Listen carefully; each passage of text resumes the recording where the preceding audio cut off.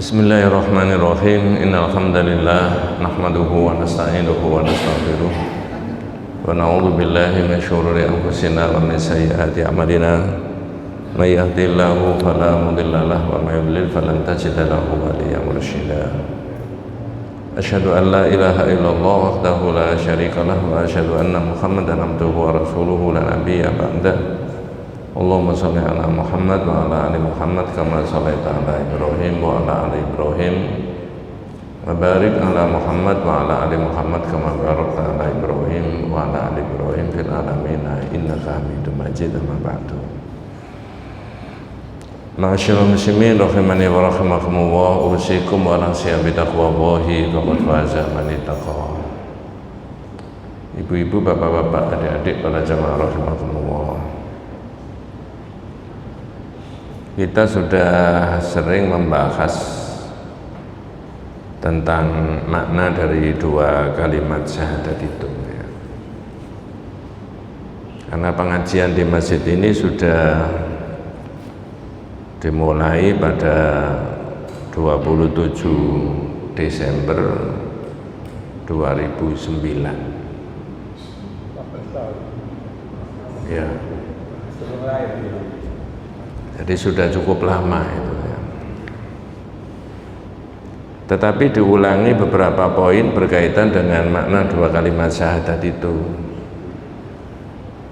Siapa yang membawa dua kalimat syahadat itu? Jawabannya Nabi Muhammad SAW. Untuk merubah tatanan kehidupan masyarakat, aspeknya banyak sekali. Nabi Muhammad dibekali oleh Allah dengan dua kalimat syahadat itu, baik tentang Allah maupun tentang Rasulullah SAW.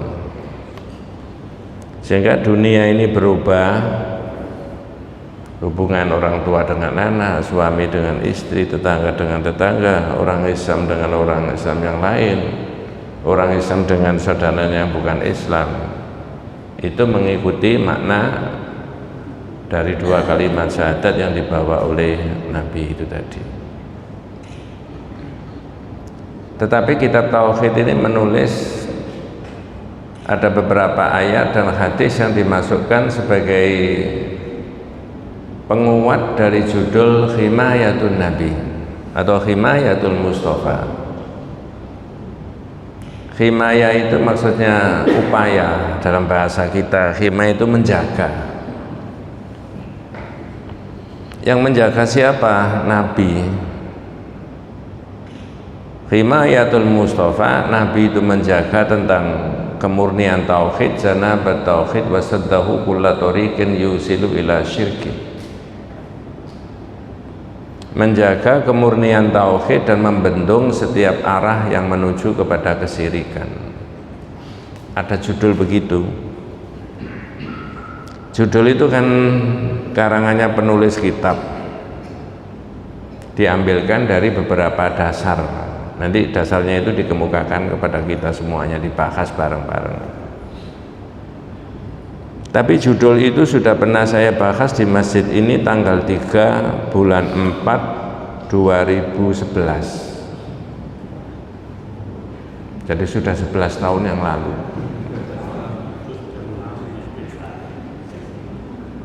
Mungkin sudah pernah mendengar di tempat yang lain.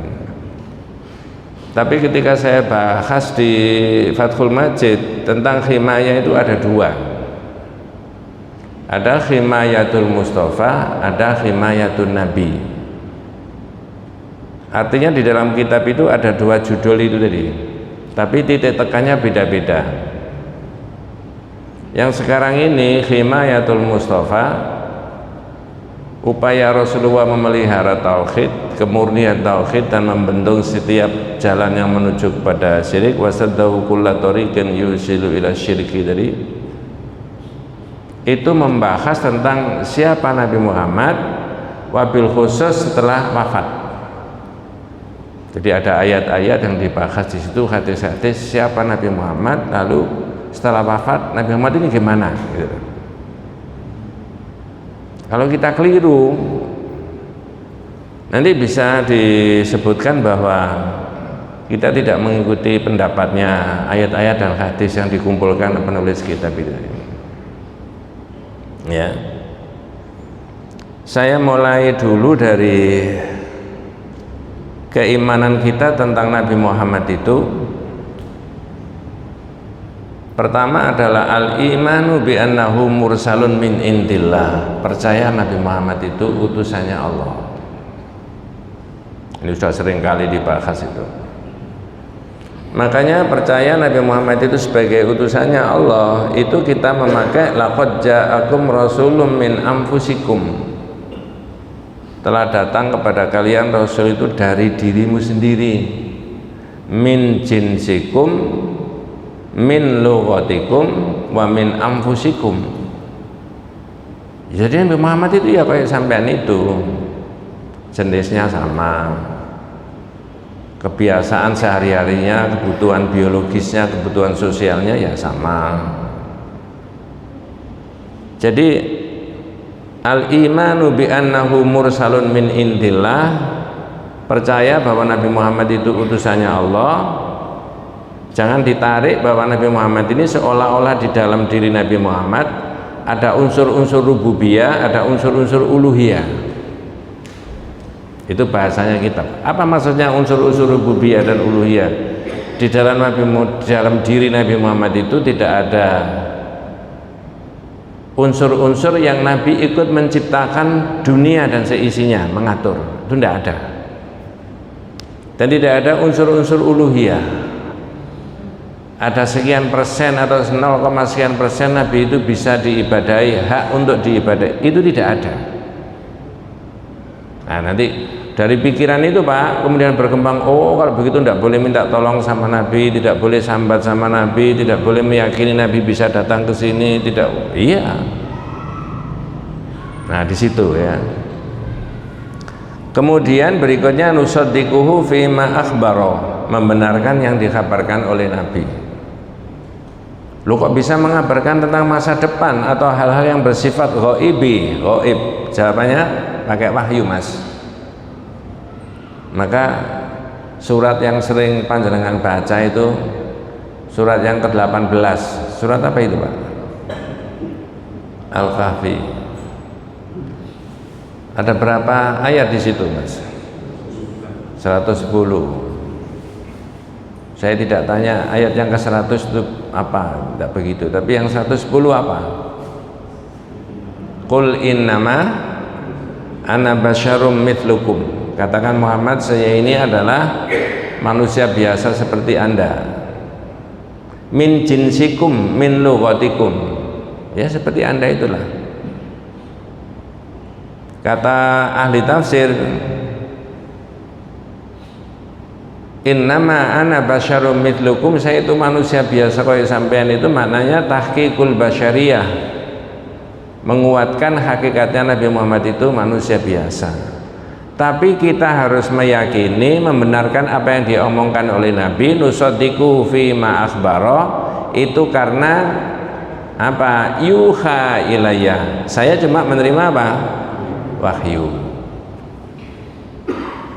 Itu makanya kita percaya yang dikabarkan oleh Nabi.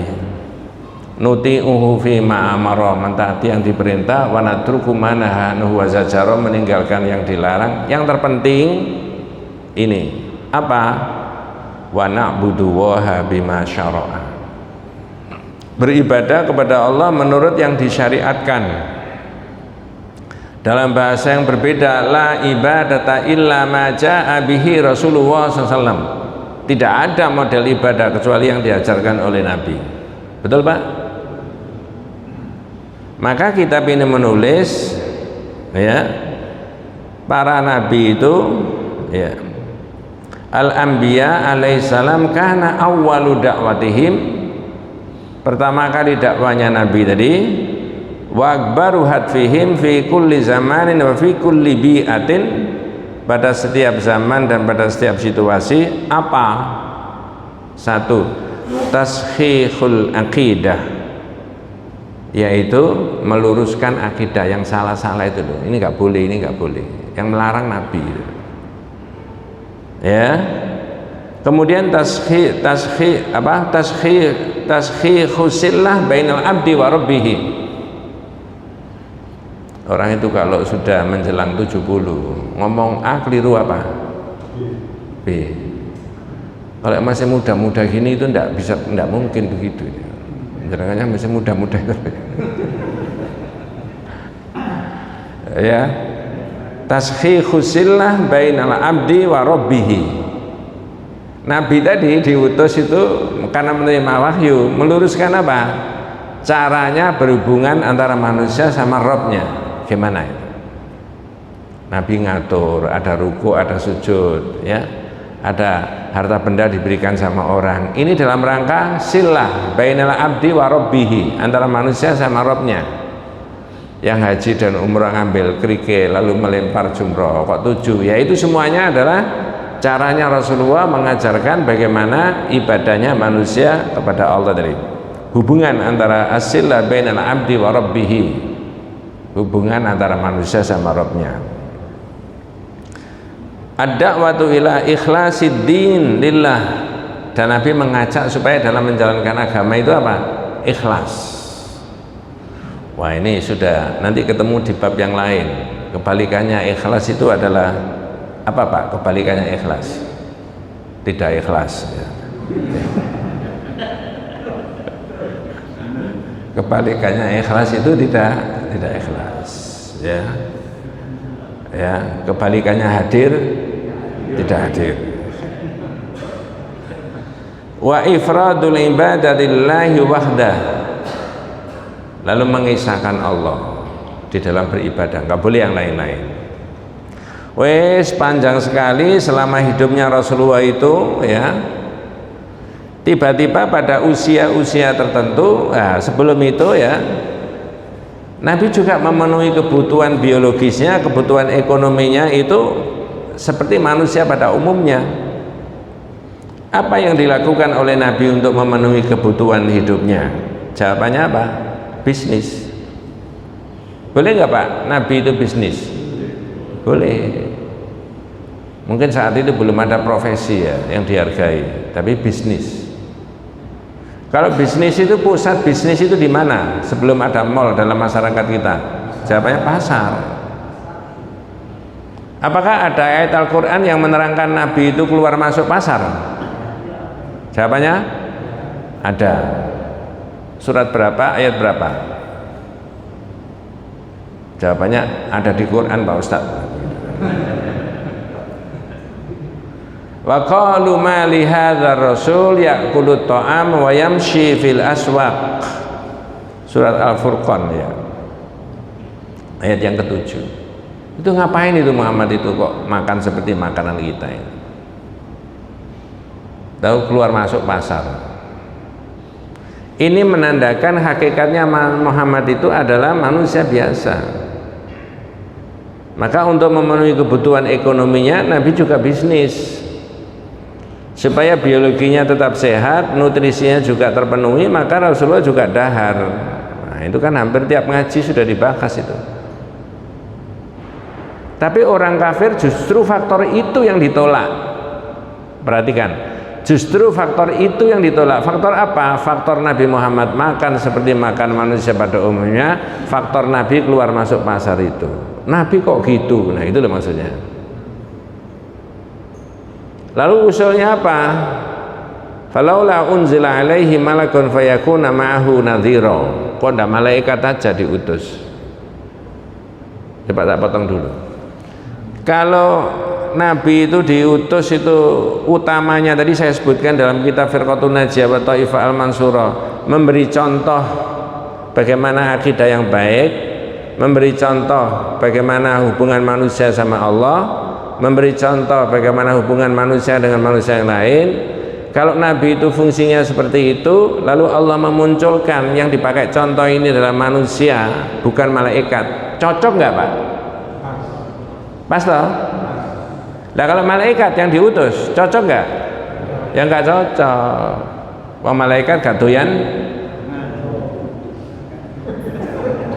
Loh iya kan Pak ya?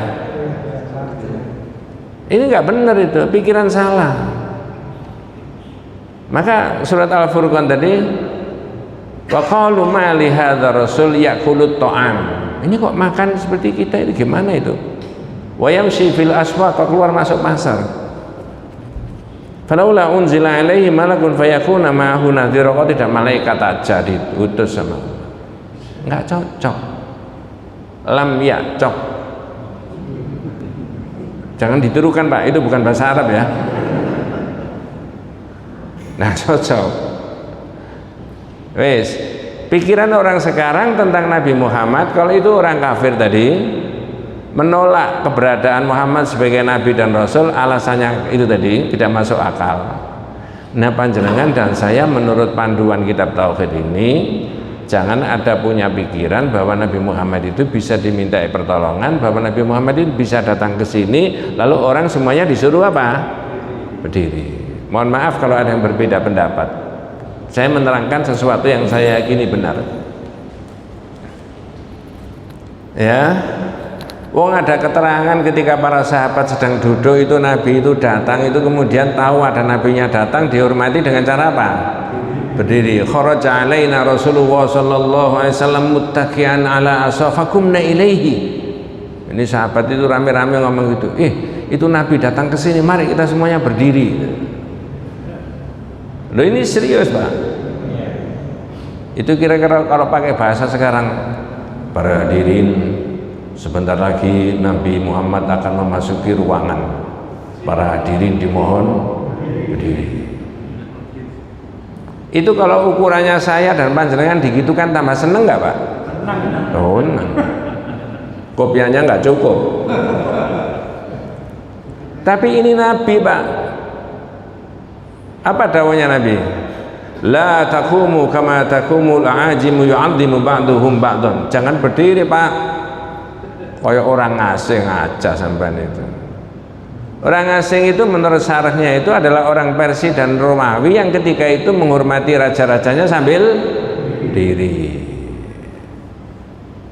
Ini kalau tidak dibuka kitabnya, tidak diterangkan, tidak tahu Pak masyarakat itu. Dikiranya itu baik-baik saja. Ya, orang nggak boleh, itu kan terserah saya Pak, mau berdiri mau duduk, wong itu dengkul saya sendiri. Oh enggak begitu Mas, masih dengkulmu ya diatur kan begitu Pak ya. Jari jemari kita juga diatur sama Rasulullah, begitu sholat duduk atahiyat yang dipakai isyarat harus ini, nggak boleh ini. Ya semau gue, enggak. Ini loh maksudnya itu. Jenengan itu semakin mantap memahami Nabi Muhammad itu sebagai Nabi dan Rasulnya Allah dengan beberapa keterangan itu tadi. Wes dalam perjalanannya 1 bulan, 2 bulan, 1 tahun, 2 tahun berdakwah terus, klimaksnya saya nggak menceritakan sirah nabawiyah, ada materi sendiri dari Pak Ustadz yang kita hormati ya. Tiba-tiba Nabi itu dipundut, meninggal. Ya, ini kan menunjukkan manusia biasa kan. Tak tanya sekarang panjenengan yang hadir ini, semuanya harus bisa jawab. Apakah wafatnya Rasulullah itu dalam definisinya orang wafat sama dengan wafatnya manusia pada umumnya? Iya. Andai kata diperiksa Pak dokter, didiagnosa, oh jantungnya sudah tidak berdetak Pak, di batang otaknya sudah mati juga, berarti nggak bisa. Nggak ada nutrisi yang berjalan, nggak ada oksigen, nggak ada ini dan sebagainya, karena nggak berfungsi kalau dibiarkan membusuk. Nabi mengalami begitu. Dalam iman kita, orang wafat itu firaqul jasadi anir ruh, jasadnya dipisahkan dari apa? Ruh. Jenengan bisa kesini ini karena masih ada apanya? Ruh. Ya saya tidak mendoakan Pak ya. Andai kata oleh Allah dipisahkan jasadnya itu sama ruhnya tadi, walaupun jasadnya masih ada, bisa bergerak ke sini Pak? Oh nggak bisa. Tinggal merintah catoh umumno kan begitu kan? Assalamualaikum warahmatullahi wabarakatuh. Terus nggak usah Biasa, semua orang akan mengalami begitu. Wong Nabi yang mengalami begitu kok. Nah, ini nanti menyangkut khimaya tadi Pak. Wanti-wantinya Rasulullah, pesannya Rasulullah apa ketika Rasulullah sebelum wafat terhadap kuburannya Nabi. Nah, ini yang tauhidnya di situ nanti Pak ya. Tapi saya mulai dari menjelaskan siapa Nabi Muhammad tadi, fungsinya apa. Dalam hitungan tahun Nabi Muhammad usia 63 wafat. Makanya ada guyonan kalau ada orang usianya 70 berarti diberi bonus berapa itu? Umurnya umat-umatnya Rasulullah itu berkisar berapa sampai berapa Pak? 60 sampai 70. Saya cerita tapi jangan diteruskan Pak ya. Saya kurang 1 tahun 70. Jangan diteruskan. Ya. Ya terserah Allah saja, betul Pak ya? Iya. Terserah Allah saja.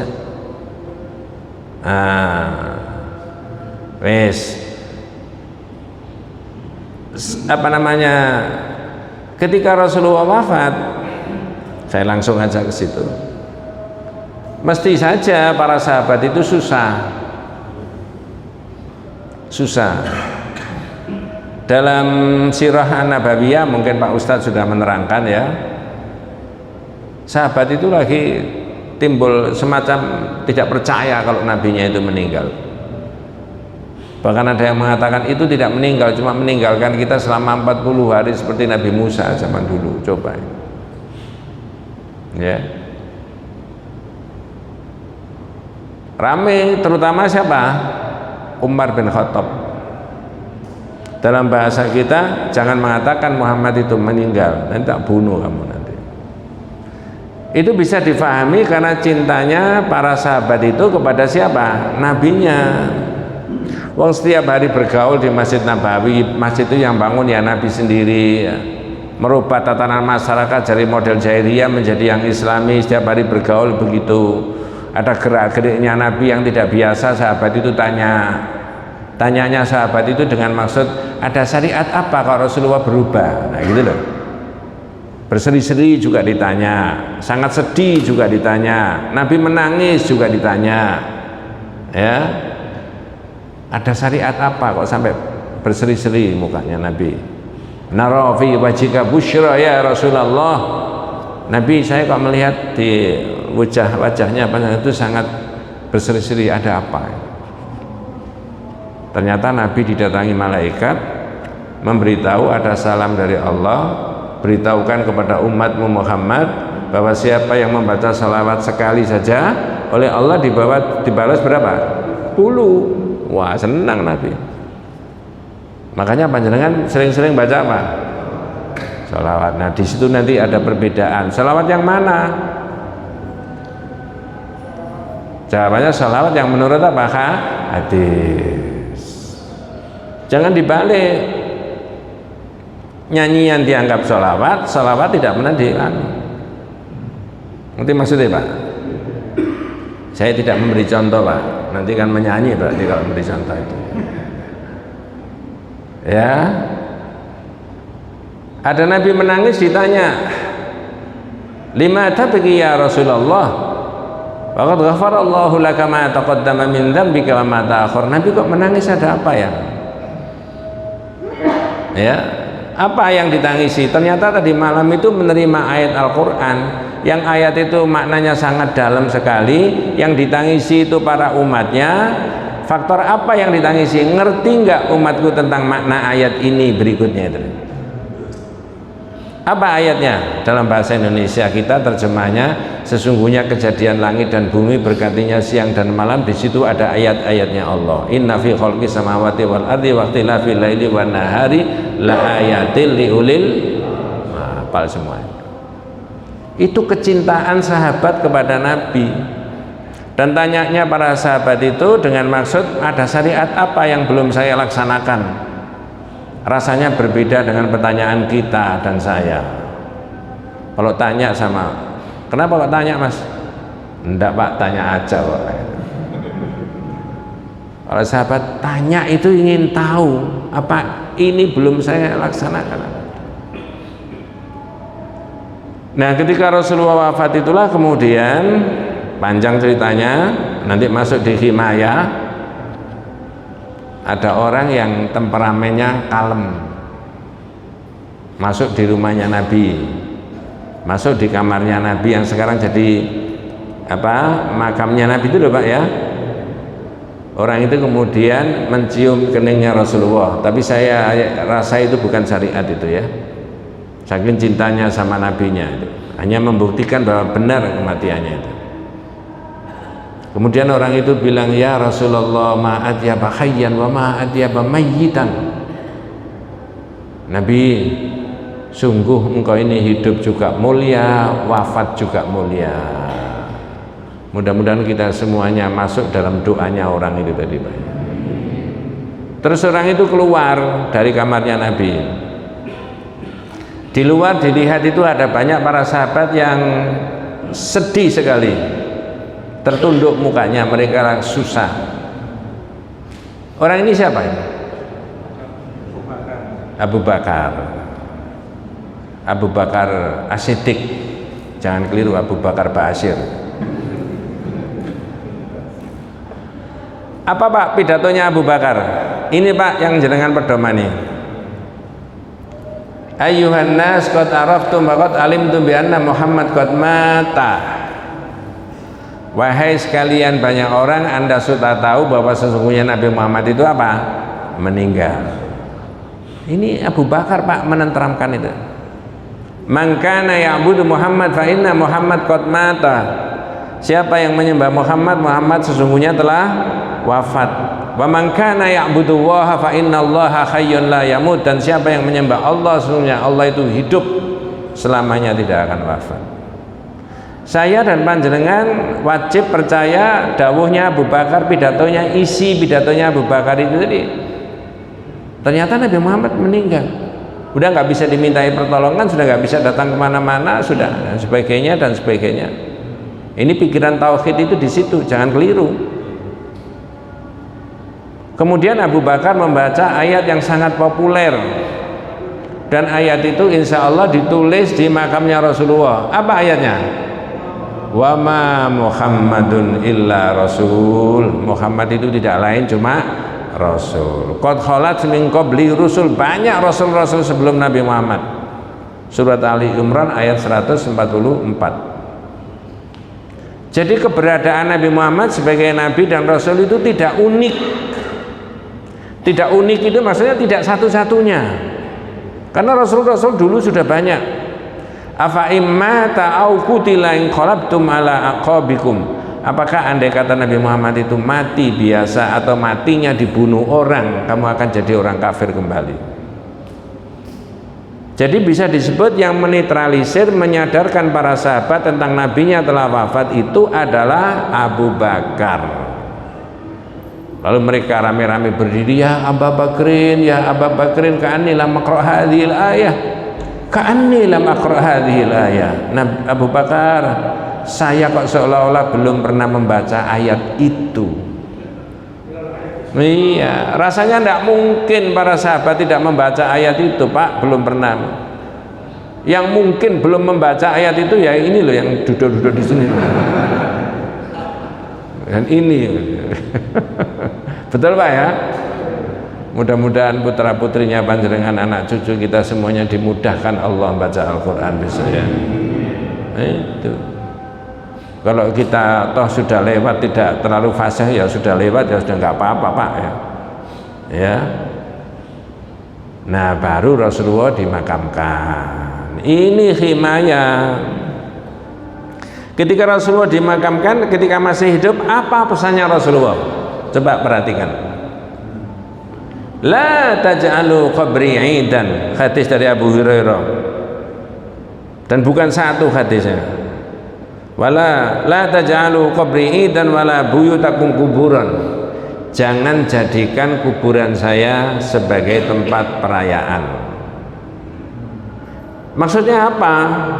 orang rame-rame di kuburannya Rasulullah, atau ada siklus balik ke kuburan.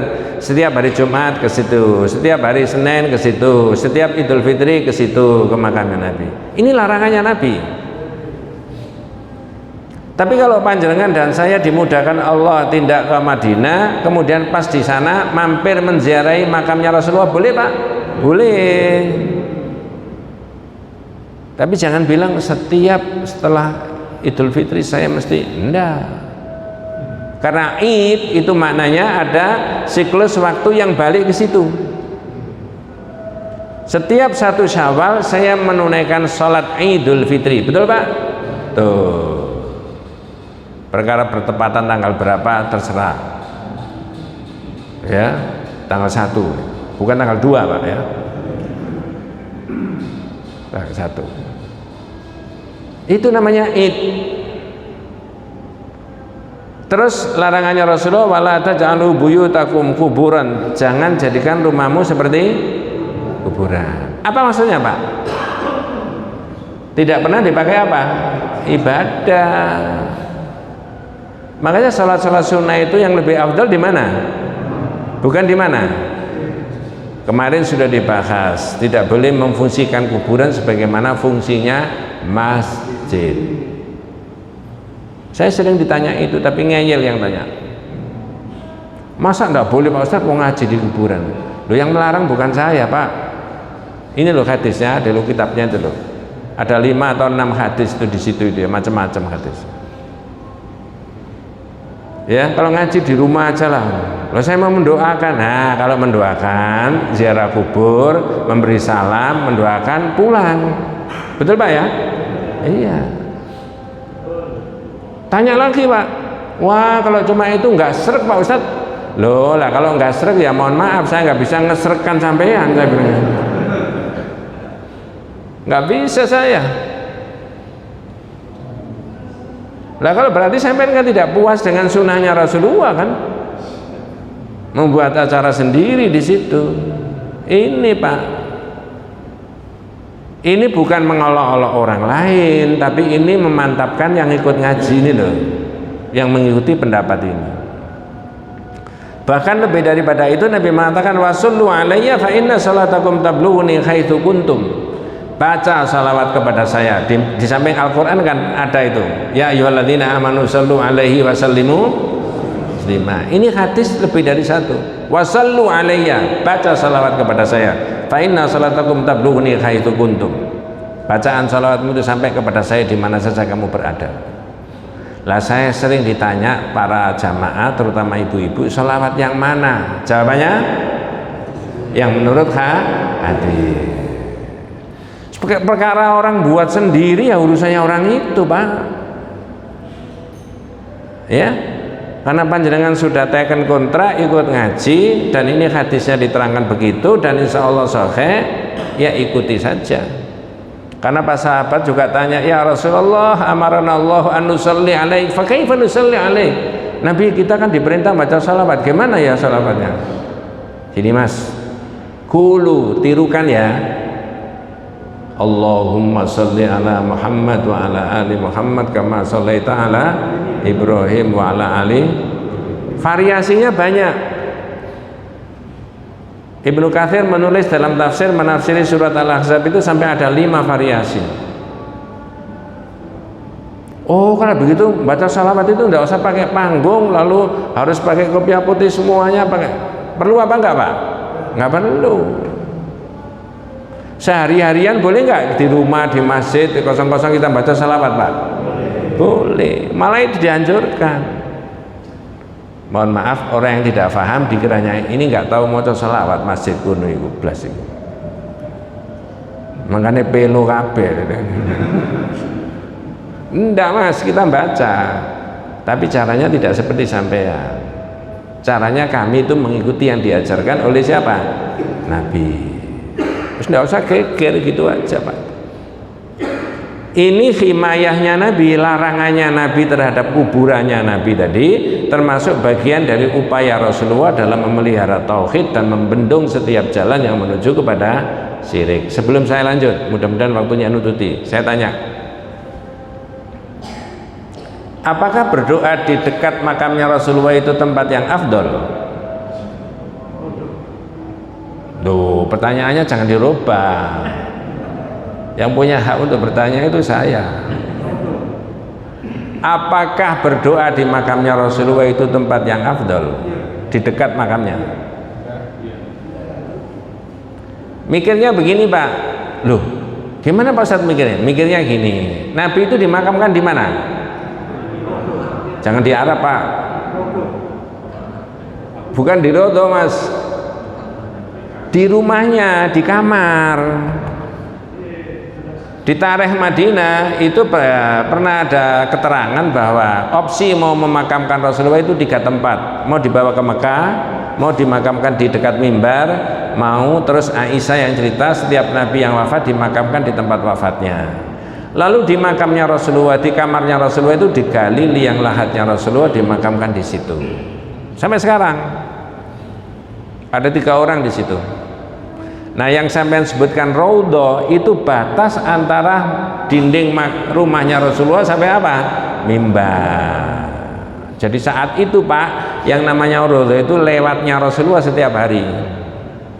Sehingga Nabi dawuh ma baina baiti wa mimbari raudhatun min riyadil jannah. Antara rumah saya itu loh sampai mimbar itu taman surga. Walaupun Nabi tidak menyebutkan itu tempat yang afdal untuk berdoa, disebut taman surga, orang berebut ke situ Pak ya. Kabarnya kalau sekarang itu ke sana pakai aplikasi daftar dulu. Kalau tidak begitu apa rombongannya yang mendaftarkan. Mudah-mudahan yang sudah pernah haji dan umroh diterima sama Allah Subhanahu wa taala, yang belum mudah-mudahan dimudahkan sama Allah Subhanahu wa taala. Ini wanti enggak. Nah, kalau pertanyaan saya tadi apakah orang berdoa di makamnya Rasulullah itu tempat yang afdal, ngurutnya gimana? Oh, gimana ya? Nabi itu dimakamkan di mana? Di kamar. Ada nggak keterangan berdoa di kamarnya Rasulullah itu afdal? Ngerti maksud saya Pak? Kalau tidak ada ya jangan membuat-buat. Nabi lo nggak pernah bilang bahwa doa di kamar saya itu afdal kok. Andai kata ketika Rasulullah masih hidup lalu bolak-balik mengatakan, para sahabat berdoa di kamar saya itu luar biasa afdal. Antri nggak Pak sahabat Pak? Oh, luar biasa. Enggak. Nah, ini bisa berbeda yang begitu-begitu itu. Masa loh, jangan, ini syariat Mas. Jangan masak-masak toh. Wes. Ada tambahan lagi keterangan ini dari Ali bin Husain. Saya sudah 4 kali atau 5 kali menyebutkan tadi. Ini ada sahabat yang namanya Ali bin Husain. Ali bin Husain.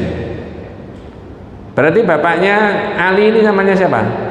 Husain. Bapaknya Husain? Ali.